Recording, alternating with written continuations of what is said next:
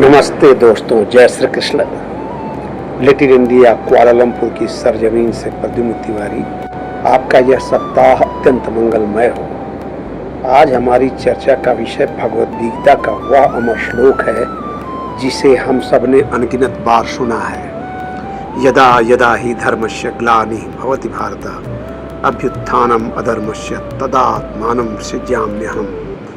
हम अक्सर सोचते हैं कि क्या यह सचमुच ईश्वर का अपने भक्तों से किया गया एक पक्का वादा है कि जब जब अधर्म बढ़ेगा वे अवतार लेंगे। लेकिन आज की युवा पीढ़ी का यह प्रश्न बिल्कुल स्वाभाविक और लाजमी है कि आखिर भगवान कहाँ है अब, जब समाज और प्रकृति में इतना असंतुलन बढ़ गया है तो वे आते क्यों नहीं। इस कहाँ और क्यों के भ्रम का कारण सिर्फ इतना है कि हमने ईश्वर को केवल एक हाड़ मांस के मानव शरीर तक सीमित मान लिया है, जबकि श्री कृष्ण सर्वव्यापी हैं और उन्होंने अपनी इस व्यापकता को स्वयं स्पष्ट भी किया है। जब हम गीता यात्रा के 10वें अध्याय में प्रवेश करते हैं तो पाते हैं कि वे ब्रह्मांड की हर सर्वोच्च ऊर्जा और शक्ति में विद्यमान हैं। आदित्यानाम अहम विष्णु ज्योतिषाम रवि अंशुमान मरीचि मरुताम अस्मि नक्षत्राणाम अहम शशि। मैं आदित्यों में विष्णु, प्रकाश देने वालों में महातेजस्वी सूर्य, मरुतों में मरीच और नक्षत्रों में चंद्रमा हूँ। रुद्राणाम शंकर च अस्मि।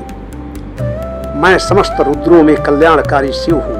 सरसाम अस्मि सागर। समस्त जलाशयों और गहराइयों में मैं विशाल सागर हूँ। द्वंद्व समासिकस्य च। मैं समासों में द्वंद्व हूँ जो विपरीत शक्तियों को साधता है और सही गलत की खोज का मार्ग प्रशस्त करता है। और अध्याय 10 के ही 32वें श्लोक में वे फाइनली स्पष्ट कहते हैं, सर्गाणाम आदि अंतः च मध्यम एव च अहम अर्जुना। हे अर्जुन, समस्त सृष्टियों का आदि मध्य और अंत भी मैं ही हूँ। अध्याय 11 में अपनी संहारक शक्ति का परिचय देते हुए कहते हैं, काला अस्मि लोकः क्षय कृत प्रबुद्धः। मैं ही लोक क्षय करने वाला महाकाल भी हूँ। सारांश यह है कि ईश्वर केवल एक सौम्य या भावुक विचार नहीं है, बल्कि वे प्रकृति के अटल अकाट्य नियम हैं जिन्हें चुनौती नहीं दी जा सकती। वही सागर जो शांत रहकर समस्त जीवन को पोषण देता है। जब मनुष्य अपने अहंकार में आकर प्रकृति के संतुलन को तोड़ता है तो वही सागर सुनामी बनकर अपना विकराल रूप दिखा देता है।